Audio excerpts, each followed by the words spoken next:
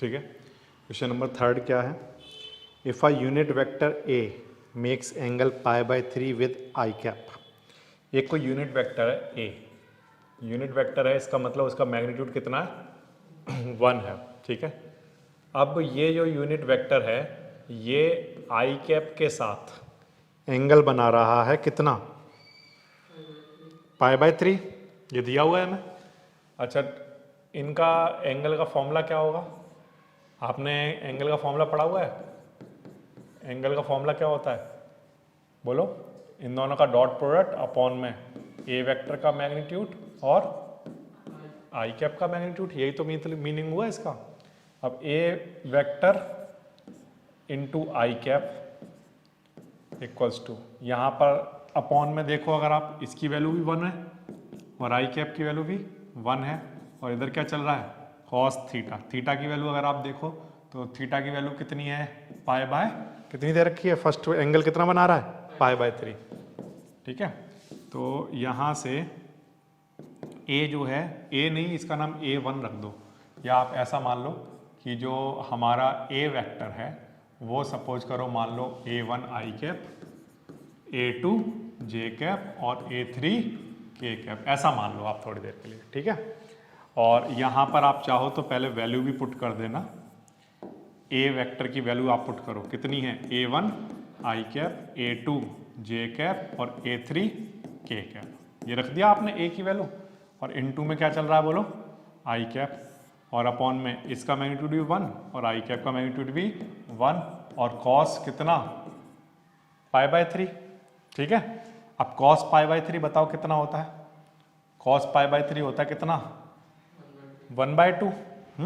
अच्छा, dot I का dot इससे कराओगे तो क्या बचेगा A1, बाकी किसी कराओगे तो क्या हो जाएगा 0। अच्छा, नीचे अपॉन में क्या चल रहा है 1, तो यहाँ से A1 निकल कर आ गया किसके इक्वल, 1/2 के इक्वल। ऐसे ही बच्चों आप फिर से यही फॉर्मूला लगाओ, यही फॉर्मूला लगा रहे हैं हम, और ए की वैल्यू पुट कर रहे हैं कितनी, A1 आई कैप, A2 जे कैप, A3 के कैप। अब इसका लेकिन हम डॉट किसके साथ देख रहे हैं, जे के साथ। जे के साथ इसका डॉट जब आप देखोगे, मतलब एंगल का फॉर्मूला लगाओगे, तो नीचे क्या आएगा, इसका मैग्नीट्यूड, ए वेक्टर का मैग्नीट्यूड कितना 1 और जे वेक्टर का मैग्नीट्यूड कितना, जे कैप का मैग्नीट्यूड भी 1, बट एंगल क्वेश्चन में दे रखा है कितना बोलो, π/4। तो कॉस यहाँ पर क्या लिखोगे π/4, ये कितना होता है 1/√2। अब जे का मल्टीप्लाई होगा तो यहाँ पर कितना आएगा A2, बाकी सब कुछ क्या हो जाएगा 0। तो यहाँ से किसकी वैल्यू निकल कर आ गई, A2 की वैल्यू, ठीक है। अब इसी फॉर्मूले में बता रहा हूँ, इसी फॉर्मूले में अब मैं K के साथ करने वाला हूँ। जैसे मैंने I के साथ कर लिया, J के साथ एंगल रख लिया, अब K के साथ रखने वाला हूँ। तो A की वैल्यू तो हम क्या पुट करेंगे, A1 आई कैप, A2 जे कैप और A3 के कैप। ये इसका डॉट किसके साथ, K के साथ, और अपॉन में इसका मैग्नीट्यूड 1 और इसका मैग्नीट्यूड भी 1, और एंगल कितना बन रहा है पता नहीं, एंगल कितना बन रहा है पता है क्या हमें, एंगल नहीं दे रखा। J के साथ एक्यूट एंगल थीटा बन रहा है, कितना बन रहा है थीटा, तो हमने यहाँ थीटा लिख दिया। अब यहाँ से अगर हम देखें तो K डॉट K कितना आएगा A3, और ये 1 हो गया, बाकी सब 0 हो गया, तो यहाँ पर क्या बचा कॉस थीटा। तो A3 की वैल्यू कितनी है कॉस थीटा। तो ये समझ में आ गया कि अगर हमारा जो वेक्टर है यूनिट वेक्टर A, उसका डॉट चाहे I के साथ हो या K के साथ हो या J के साथ हो, किसी के साथ हो, एंगल का फॉर्मूला क्या होता है, वो दोनों वेक्टर अपॉन दोनों का मैग्नीट्यूड। तो अगर I के साथ बना रहा है तो A vector into i cap आएगा, और नीचे दोनों का मैग्नीट्यूड तो 1 होगा, दोनों ही यूनिट वेक्टर हैं। तो यहाँ से हमारे पास किसकी वैल्यू आएगी, अब I का I में कराओगे तो A1 आएगा, बाकी सब कुछ 0 हो जाना है, तो यहाँ से A1 की वैल्यू आएगी, सिमिलरली A2 की वैल्यू आएगी, सिमिलरली A3 की वैल्यू आएगी। अब क्योंकि हमारा जो A वेक्टर है, A वेक्टर वो क्या था, A1 आई कैप, A2 जे कैप, A3 के कैप, यही तो था। तो हमारा जो A वेक्टर है उसका अगर हम मैग्नीट्यूड निकालें तो वो मैग्नीट्यूड किसके इक्वल होगा, तो आंसर है A1 का स्क्वायर, A2 का स्क्वायर और A3 का स्क्वायर। अब ये जो हमारा मैग्नीट्यूड है ये 1 के इक्वल है क्योंकि ये एक यूनिट वेक्टर है, आया ना, ठीक। तो ये मैंने यहाँ 1 लिख दिया। A1 हम निकाल चुके हैं, कितना है 1/2। A2 हम निकाल चुके हैं, कितना है 1/√2। और A3 हमारे पास कितना है cos थीटा, उसका स्क्वायर चल रहा है। अब स्क्वायरिंग बोथ साइड करा दो। स्क्वायरिंग बोथ साइड कराओगे तो 1 का स्क्वायर 1 आएगा और इधर स्क्वायर हुआ होगा तो ये रूट कैंसिल हो गया होगा, तो इधर क्या बचेगा 1/4, 1/2 और साथ में क्या cos स्क्वायर थीटा। अब ये सारी क्वांटिटी इधर लेकर आ जाओ, 1 में से माइनस होगा 1/4 और 1/2 भी माइनस में आ जाएगा और इधर क्या चल रहा है cos स्क्वायर थीटा। अब इनको सॉल्व करो, ठीक है। तो जब आप सॉल्व करोगे तो एलसीएम लोगे, कितना आएगा 4, यहाँ आ जाएगा 4 - 1 - 2 और इधर क्या चल रहा है cos स्क्वायर थीटा। 4 - 1 3 - 2 1, 1/4 ये आया। अच्छा स्क्वायर हटाओगे तो क्या आ जाएगा √।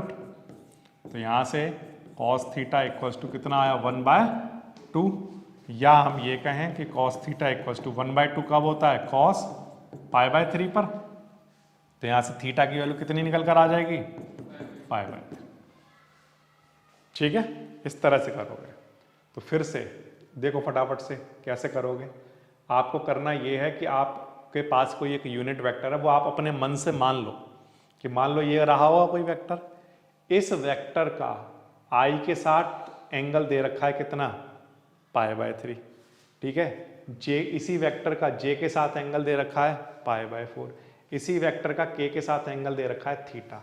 इनमें हमने फॉर्मूले में वैल्यू पुट करके A1 A2 और A3 की वैल्यू निकाल ली। ये वैल्यू उठाकर हमने यहाँ पर पुट कर दी, जो इसका मैग्नीट्यूड था वो तो हमें पता ही यूनिट वेक्टर है तो 1 है। इनमें वैल्यू पुट कर दी, इसको सॉल्व करोगे तो आपके पास ये थीटा का आंसर आ जाएगा, ठीक है। कर पाओगे। अच्छा इसके बाद बाकी के कुछ क्वेश्चन हमने लास्ट क्लास में डिस्कस कर लिए थे, जैसे फर्स्ट क्वेश्चन, सेकंड, थर्ड हमने अभी कर लिया, फोर्थ हमने डिस्कस कर लिया था, फिफ्थ हम कर चुके, सिक्स्थ कर चुके। सेवेंथ नंबर वाले क्वेश्चन पर आ जाते हैं जो हमने डिस्कस नहीं किया था। सेवेंथ नंबर का क्वेश्चन है कि हमारे पास एक कोई वेक्टर है ए वेक्टर और वो है इस तरह से A1 i cap, A2 j cap, A3 k cap. इसी तरह से कोई बी वेक्टर है, मान लो हमारे पास क्या है B1 i cap, B2 j cap और B3 k कैप। फिर इसी तरह से हमारे पास सी वेक्टर है, क्या वेक्टर है C1 i cap, C2 j cap और C3 k कैप, इस तरह से, ठीक है। अब आपको क्या करना है, आपको प्रूफ करके दिखाना है कि A cross B plus C equal होता होगा किसके, A cross B plus A cross C के। ये आपको करके दिखाना है और ये करना बहुत ही आसान है, ठीक है। देखो करते हैं फटाफट से। कैसे करोगे, सबसे पहले तो A का क्रॉस B प्लस C से चाहिए। अब आप B और C को अगर ऐड कराओगे तो कितना आएगा B1 प्लस C1 क्या i कैप प्लस बोलो B2 plus C2 j cap और B3 plus C3 k cap.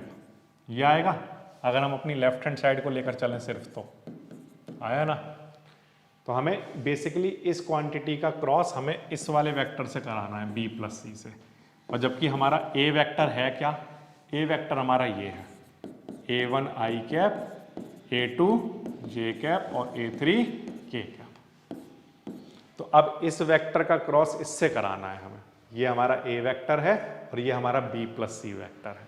अब दो वेक्टर का क्रॉस कैसे कराते हैं, तो दो वेक्टर का क्रॉस कराने का तरीका ये होता है कि आप एक डिटर्मिनेंट तैयार करोगे i j k। i में क्या लिखोगे बोलो, पहले तो आप पहले वाले वेक्टर के वो लिख लोगे सारे कंपोनेंट स्केलर वाले A1 A2 और A3। फिर दूसरे वाले के लिखोगे क्या आएगा बोलो B1 प्लस C1 और B2 प्लस C2 और B3 प्लस C3। यही तो करते हो आप दो वेक्टर का क्रॉस प्रोडक्ट कराने के लिए, पहले वाले के स्केलर कंपोनेंट और फिर दूसरे वाले के स्केलर कंपोनेंट। ये हमारा A वेक्टर है और ये B प्लस C वेक्टर है, ठीक है। अब आपको क्या निकालना है बताओ, डिटर्मिनेंट। डिटर्मिनेंट कैसे निकालोगे, i कैप के साथ इनका क्रॉस आएगा, इनका जब क्रॉस कराओगे तो A2 का क्रॉस चल रहा होगा किससे, B3 प्लस C3 से, मतलब A2 का मल्टीप्लाई होगा तो A2 B3 आ रहा होगा और A2 C3, ठीक है। और इधर फिर A3 का मल्टीप्लाई इससे हो रहा होगा, तो बताओ क्या आ रहा होगा, A3 B2 और बोलो माइनस में ही, ये क्योंकि बाहर वाले माइनस की वजह से क्या बन गया होगा ये माइनस, तो A3 C2 ये आएगा आई कैप के साथ। समझ आ गई बात, इधर क्रॉस हो चुका। अब इसके बाद जे वाले के साथ कराओ, जे के साथ कराओगे तो A1 का मल्टीप्लाई यहाँ हो रहा होगा, क्या आ रहा होगा बोलो, A1 B3 plus A1 C3, इन दोनों का हो गया। अब इन दोनों का मल्टीप्लाई करा लो, माइनस में चलेगा ये A3 का किससे B1 और A3 का किससे C1, ये आपका जे कैप वाला हो गया, ठीक। फिर इसके बाद आप किसका कराओगे बोलो, के कैप का, प्लस के कैप का जब करवाओगे तो इन दोनों का क्रॉस कराओगे, क्या आएगा बोलो, A1 B2 A1 C2, ठीक है। फिर माइनस, फिर इसका इससे कराओगे तो क्या आएगा बोलो, A2 B1 minus A2 C1, ये आया। इसको यहीं छोड़ दो, कुछ भी मत करो इसमें, ठीक है, आपको कुछ भी करने की जरूरत नहीं, इसको यहीं छोड़ दो। ये हमारी लेफ्ट हैंड साइड हो गई। हमने अभी तक किसको सॉल्व किया है, हमने अभी तक A का क्रॉस कराया है किससे, B प्लस C से।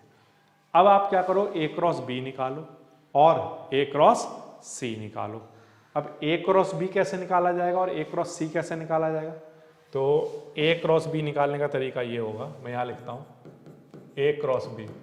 A क्रॉस B निकालने का क्या तरीका है, पहले तो आप क्या लिखोगे, I J K, आया ना बोलो। और A क्रॉस B जब करा रहोगे तो पहले A वाले के सारे कंपोनेंट लिखोगे, A1 A2 और A3, और फिर दूसरे वाले के B1 B2 and B3। A cross B ऐसे निकलेगा। और A क्रॉस C कैसे निकलेगा, A क्रॉस C कैसे निकलेगा बताओ, तो इसके लिए भी एक डिटरमिनेंट तैयार होगा, I J K। पहले A वाले के कंपोनेंट लिख लो, A1 A2 और A3, फिर C वाले के कंपोनेंट लिख लो, क्या, C1 C2 और C3। अब इसका डिटरमिनेंट आप निकालोगे, इसका डिटरमिनेंट आप निकालोगे, दोनों का डिटरमिनेंट निकालने के बाद आप जब उनको ऐड कराओगे तो आपका जो आंसर है वो ये आ चुका होगा, जब आप सब कॉमन ले लोगे। जैसे आई वाले दोनों में कॉमन लेकर ये आएगा, जे कॉमन लेकर ये बन रहा होगा, के कॉमन लेकर ये बन रहा होगा। तो इससे क्या प्रूफ हो जाएगा कि ए का क्रॉस बी प्लस सी के से कराने पर वो ए क्रॉस बी और ए क्रॉस सी के इक्वल आता है। समझ आ गई बात, इस तरह से आपको कराना है। तो ये मैंने आपको ए का क्रॉस बी प्लस सी से तो पूरा करके दिखा दिया, यहीं पर छोड़ देना आप। बस आपका काम क्या है, अब इसका डिटरमिनेंट निकाल कर लिख लो, सिंपल डिटरमिनेंट लिख दो, इसका डिटरमिनेंट लिख दो और दोनों को क्या करा दो, ऐड कराओगे तो दोनों में से आई कैप कॉमन ले लोगे, जे कैप कॉमन ले लोगे, के कैप कॉमन ले लोगे, फिर आपका देखोगे दोनों में सेम रिजल्ट बन रहा होगा, तो आपका ये वेरीफाई हो जाएगा। समझ गए, इस तरह से इसको कराना है, ये आसान है। इसके बाद देखो आप नेक्स्ट जो आपका एक इसी में एक टॉपिक है जो आपको ध्यान रखना है, वो क्या है वो मैं बता देता हूँ। अगर मान लो आपके पास कोई एक ट्रायंगल हो, ट्रायंगल मान लो लाइक इस तरह से, ये कोई एक ट्रायंगल है ए, ये है सी और ये है सपोज करो बी और ये है ऐसे, ठीक है, और ये कोई वेक्टर है ए वेक्टर और ये कोई वेक्टर है बी वेक्टर। अब आप चाहते हो कि आप इसका क्या निकाल लो, एरिया, क्या निकाल लो, एरिया। तो इस ट्रायंगल का एरिया निकालने का जो बच्चों फॉर्मूला होगा ना, वो बिल्कुल सिंपल सा है, 1/2 और क्या, magnitude of A cross B के इक्वल। 1/2 किसके equal, 1/2 multiply by A cross B, किसी भी ट्रायंगल का एरिया निकालना हो तो, ठीक है। दोनों वेक्टर का क्रॉस कराओ और उसका जो मैग्नीट्यूड है उसे किससे डिवाइड करा दो, 2 से, तो आपको किसका आंसर आ जाएगा, एरिया का, ठीक है। आपको ड्राइव करने की ज़रूरत नहीं है, आपका सीधा सीधा ये रिजल्ट आप तैयार कर लो, ठीक। दूसरा एडजेसेंट साइड, अगर आपको पता है, मान लो कोई दो वेक्टर हैं और जो किसी पैरेललोग्राम की एडजेसेंट साइड है, लाइक ये ए है और ये क्या है, बी है ना, तब इसका अगर मान लो आपको एरिया निकालना पड़े तो वो एरिया डायरेक्टली किसके इक्वल होगा बोलो, ए क्रॉस बी के मैग्नीट्यूड के इक्वल। समझ आ गई बात। तो ट्राइंगल के लिए हाफ से डिवाइड करा देना है, क्योंकि इसमें दो ट्राइंगल बनते होंगे, बिल्कुल सिंपल सी बात है ना। तो जो ट्राइंगल का एरिया होता होगा उसका अगर हम ट्वाइस कर दें तो सॉल्व करके किसका एरिया आ जाता होगा, रेक्टेंगल का एरिया, पैरेललोग्राम का एरिया। ये समझ में आ रही है बात। तो ये रिजल्ट हैं जो आपको याद रखने हैं, तैयार करने हैं, ठीक है। तो ओके, मैं इन्हीं पर बेस्ड आपको क्वेश्चन दिखा रहा हूं।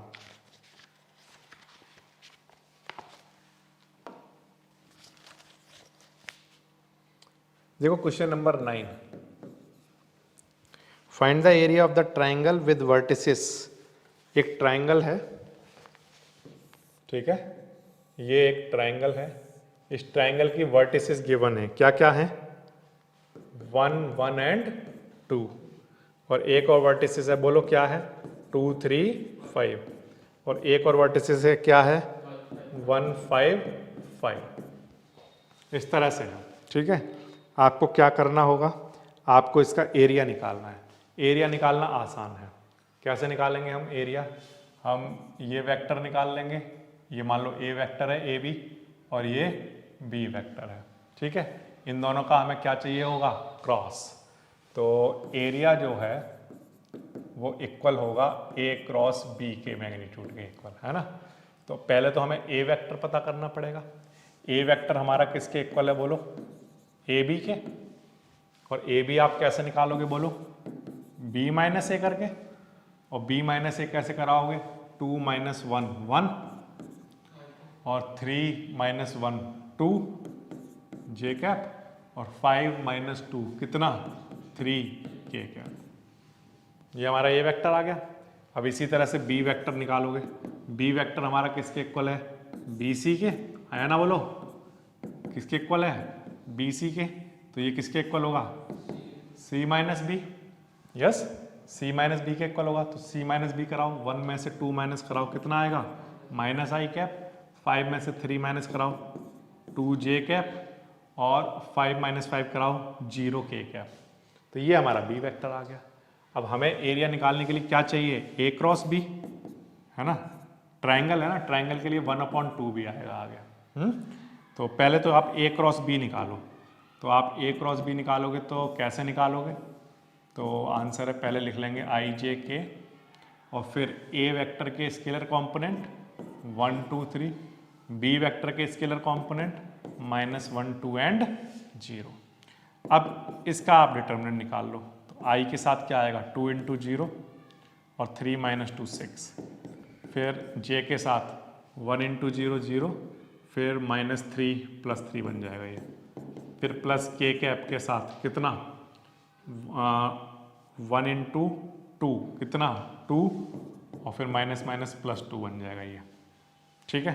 इसको सॉल्व करो, बताओ कितना आएगा। इसको सॉल्व करोगे तो आएगा -6 आई कैप, ठीक है ना, और -3 जे कैप, और +4 के कैप। ये हमारे पास क्या निकल कर आ गया, ए क्रॉस बी।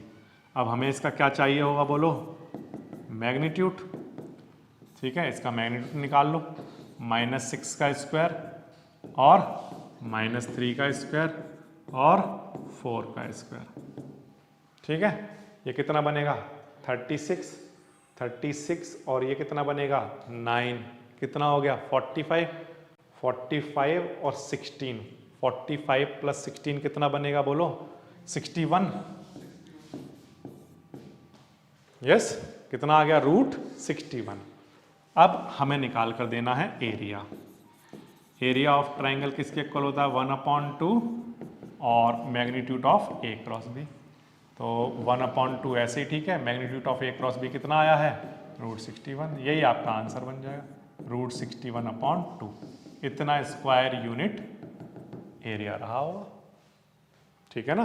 तो आपको ट्राइंगल की अगर दो साइड गिवन है, सॉरी, ट्राइंगल के अगर वो आपको तीनों वर्टिसेस गिवन है, तो आपका जो एरिया होगा वो दोनों वेक्टर के क्रॉस के इक्वल होगा, ए बी और बी सी के क्रॉस के इक्वल होगा।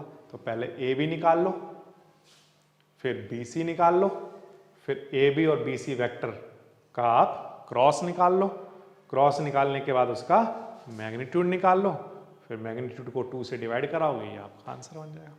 ठीक है। देखो इसी तरह का आपका क्वेश्चन नंबर 10 भी है। वो कह रहा है find the area of parallelogram. ये एक पैरेललोग्राम है, ठीक है, और इसकी दो एडजेसेंट साइड गिवन है। ए है हमारे पास i minus J plus 3k cap और बी है हमारे पास 2i minus 7j plus k cap. इस तरह से है, ठीक है। तो अब आपको क्या करना है, इसका एरिया निकाल कर देना है। एरिया जो होता है वो पैरेललोग्राम का किसके इक्वल होता है, ए क्रॉस बी के। किसके इक्वल होता है, ए क्रॉस बी के मैग्नीट्यूड के। ठीक, तो पहले ए क्रॉस बी निकालो इनका। ए क्रॉस बी बताओ कैसे निकालोगे, इनका डिटर्मिनेंट निकालोगे आई जे एंड के, और पहले ए के कंपोनेंट लिखो 1 माइनस 1 और 3, फिर बी के कंपोनेंट लिखो कितना है 2 माइनस 7 और 1। इसका आप डिटर्मिनेंट की वैल्यू निकाल लो कितनी आएगी। ये कितना बनेगा -1 और ये कितना बनेगा +21, ठीक है ना ये। और फिर माइनस का जे कैप, इसके साथ कितना आएगा 1 और 2 3 जा 6 प्लस के कैप। के कैप के साथ क्या करोगे बोलो, यहाँ पर ठीक लिखा था हमने, ये 1 हो गया, ये 6 हो गया। अब यहाँ पर -7 आएगा, माइनस ये कितना बन जाएगा -2, जो कि इसे +2 बना देगा। फिर इसके बाद क्या करोगे 21 माइनस 1 कितना 20i कैप, और ये कितना बन जाएगा -5, तो जैसे +5 बन जाएगा। और ये कितना बनेगा माइनस का 5k कैप। ये आपके पास a क्रॉस b निकल कर आया है। अब आप क्या करोगे, इस a क्रॉस b का क्या निकालोगे, मैग्नीट्यूड। ठीक है, मैग्नीट्यूड निकालोगे तो ये आ जाएगा √20 का स्क्वायर, 5 का स्क्वायर -5 का स्क्वायर। ठीक है, तो ये कितना बनेगा 400 + 25 + 25 450, कितना आ जाएगा। इसको हम क्या लिख सकते हैं 15√2 इतना स्क्वायर यूनिट। ठीक है, तो अगर आपको किसी पैरेललोग्राम की एडजेसेंट साइड पता है तो उनका एरिया निकालना आसान है। दोनों वेक्टर का आप क्रॉस कराओ और उसका मैग्नीट्यूड निकाल दो, वो उसके किसके इक्वल होगा, एरिया के। ठीक है, उसके एरिया के इक्वल आ जाएगा। बिल्कुल आसान है ये तो। ठीक है, कर पाओगे। इसी तरह से एक क्वेश्चन आपको और भी यहाँ पर दिया हुआ है एनसीईआरटी बुक में। वो क्वेश्चन मैं समझा देता हूँ आपको। बिल्कुल सिमिलरली इसी तरह से ही करना है। जैसे मान लो आपके पास किसी रेक्टेंगल की वर्टिसेस गिवन है, ठीक है, ABCD, और इनके पोजीशन वेक्टर गिवन है ABCD के, जैसे कि ये है -i cap + 1/2 j cap + 4k cap. ये तो हमारे पास है A, ठीक है। और B हमारे पास क्या गिवन है, B का position vector i cap 1/2 j cap + 4k cap. फिर इसके बाद C वाला क्या है, i cap -1/2 j cap + 4k cap. ठीक है, और D वाला हमारे पास क्या है, -i cap -1/2 j cap + 4k cap. ठीक है, अब आपको करना क्या है, इसका एरिया निकाल कर देना है। एरिया निकालने के लिए आपको क्या चाहिए, एरिया निकालने के लिए आपको दो एडजेसेंट साइड चाहिए, एक AB और BC। ठीक है ना, तो सबसे पहले आप क्या निकालोगे, AB वेक्टर। AB वेक्टर कैसे निकालोगे, B माइनस A करके। ठीक, फिर आप क्या निकालोगे, BC वेक्टर। BC वेक्टर आप कैसे निकालोगे, C माइनस B करके। ठीक है, यहां तक बात आ गई समझ में। फिर अब हमें क्या निकाल कर देना है, एरिया। एरिया किसके इक्वल होगा, AB वेक्टर और BC वेक्टर के क्रॉस के मैग्नीट्यूड के इक्वल। तो पहले तो आप क्रॉस निकालोगे और फिर क्या निकाल दोगे, उसका मैग्नीट्यूड निकाल दोगे। ठीक है, तो इससे पीछे वाले क्वेश्चन में तो हमें डायरेक्टली दे रखी थी ये साइड्स। इस वाले क्वेश्चन में हमें पहले ये साइड्स निकालनी है। और फिर उनका क्या कराना है, क्रॉस और उसका मैग्नीट्यूड, वहाँ से आपका एरिया का आंसर निकल कर आ जाएगा। कर पाओगे? इस तरह से कर पाओगे, ये सारी एक्सरसाइज कंप्लीट हो जाएगी आपके। कोई भी सपना साकार करने के लिए सबसे जरूरी है सही कोच का होना। चुनिए GS क्लासेस को और करें अपने बोर्ड एंड JEE का सपना साकार। Download the app now.